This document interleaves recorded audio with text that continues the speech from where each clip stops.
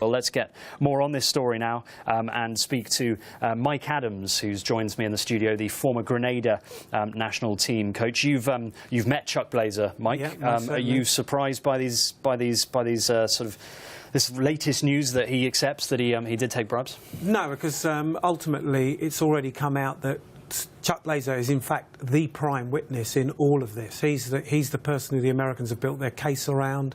They had him inside as an informer at one stage once they understood that they'd caught him. So he has been the man that's inside. So some of this is not a surprise. It's just that what we're going to see is more and more detail coming out. I mean, I met the man in 2011 which, for the Gold Cup. We were competing in the Gold Cup in America. Very personable, very charming. Very affable, but you know, at the end of the day, when somebody is smiling in one hand, you've got to watch what they're doing in the other.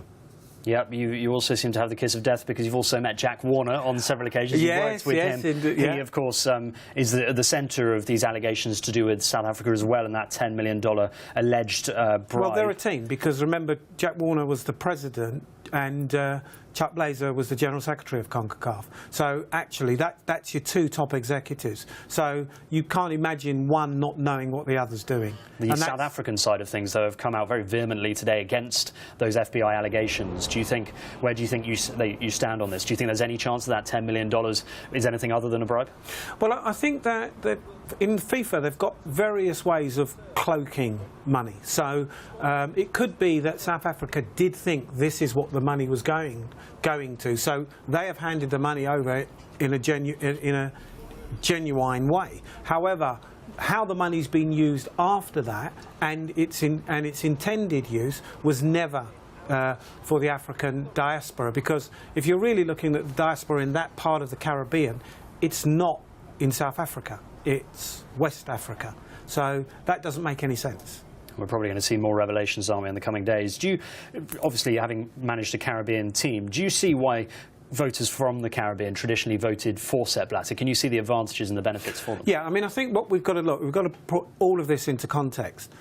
Some of the things that happened under Sepp Blatter were very good, and ultimately he has given nations a voice that didn't have one before, but at the same time that's come at a price. What Sepp Blatter is an extremely good politician, and he's done the thing. Turn up, I need a vote, I'll do something to get that vote, and he's done that. But at the same time, there are other levels of corruption that happen in these small nations because they then start to govern in exactly the same way. So they run their associations in similar manners. They make promises to people to get their votes to stay in, and it starts to feed itself. So the corruption goes all the way through the system. Given it goes all the way through the system, in what way do you think FIFA should change? Because obviously Sepp Blatter is standing down in the coming months, but it's, as you say, it goes right the way through FIFA. What do they need to do as an organisation to change? Stronger governance, and I would say introduce a lot more audits, and I would say audits all the way through, because when the money's handed over to some of the smaller associations,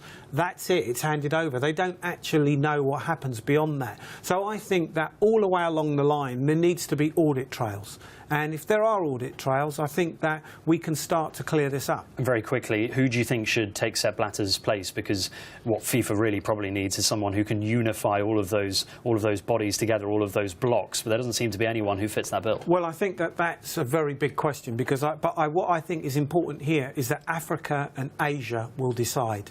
It isn't going to be the big footballing nations, because the biggest regions where the votes, you need the African vote, you need the Asian vote, you need the CONCACAF vote. So whilst the big boys play in Europe, the decision's going to be made elsewhere. Yeah, and there doesn't seem to be anyone obvious from those blocks no. who's standing. Mike Adams, all very interesting. Thank you very much indeed for coming in.